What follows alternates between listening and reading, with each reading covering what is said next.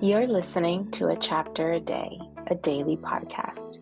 The Bible comes alive as we read a chapter out loud each day. Hi, it's time for chapter day. Today we're reading Leviticus chapter 6. Here's what it says.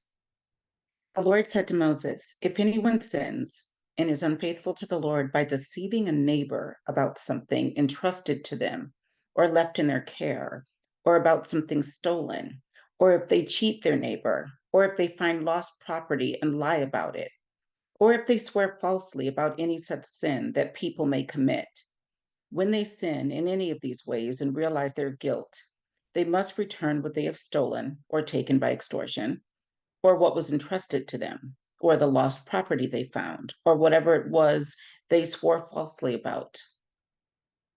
They must make restitution in full, add a fifth of the value to it, and give it all to the owner on the day they present their guilt offering. And as a penalty, they must bring to the priest, that is, to the Lord, their guilt offering, a ram from the flock, one without defect, and of the proper value. In this way, the priest will make atonement for them before the Lord, and they will be forgiven for any of the things they did that made them guilty. The Lord said to Moses, give Aaron and his sons this command. These are the regulations for the burnt offering.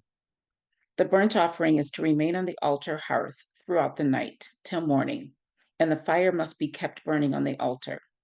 The priest shall then put on his linen clothes with linen undergarments next to his body, and shall remove the ashes of the burnt offering that the fire has consumed on the altar, and place them beside the altar. Then he is to take off these clothes and put on others, and carry the ashes outside the camp to a place that is ceremonially clean. The fire on the altar must be kept burning. It must not go out. Every morning, the priest is to add firewood and arrange the burnt offering on the fire and burn the fat of the fellowship offerings on it. The fire must be kept burning on the altar continuously. It must not go out. These are the regulations for the grain offering. Aaron's sons are to bring it before the Lord in front of the altar.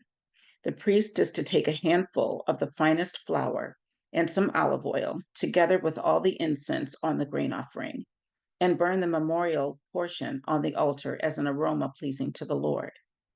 Aaron and his sons shall eat the rest of it, but it is to be eaten without yeast in the sanctuary area. They are to eat it in the courtyard of the tent of meeting. It must not be baked with yeast. I have given it as their share of the food offerings presented to me. Like the sin offering and the guilt offering, it is most holy. Any male descendant of Aaron may eat it. For all generations to come, it is his perpetual share of the food offerings presented to the Lord. Whatever touches them will become holy. The Lord also said to Moses, this is the offering Aaron and his sons are to bring to the Lord on the day he is anointed: a tenth of an ephah of the finest flour as a regular grain offering, half of it in the morning and half in the evening. It must be prepared with oil on a griddle. Bring it well mixed and present the grain offering broken in pieces as an aroma pleasing to the Lord. The son who is to succeed him as anointed priest shall prepare it. It is the Lord's perpetual share, and it is to be burned completely. Every grain offering of a priest shall be burned completely. It must not be eaten. The Lord said to Moses, say to Aaron and his sons, these are the regulations for the sin offering. The sin offering is to be slaughtered before the Lord in the place the burnt offering is slaughtered. It is most holy. The priest who offers it shall eat it. It is to be eaten in the sanctuary area in the courtyard of the tent of meeting. Whatever touches any of the flesh will become holy. And if any of the blood is spattered on a garment, you must wash it in the sanctuary area. The clay pot the meat is cooked in must be broken. But if it is cooked in a bronze pot, the pot is to be scoured and rinsed with water.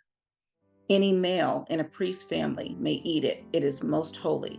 But any sin offering whose blood is brought into the tent of meeting to make atonement in the holy place must not be eaten. It must be burned up. That was Leviticus chapter 6. Have a good night, everyone.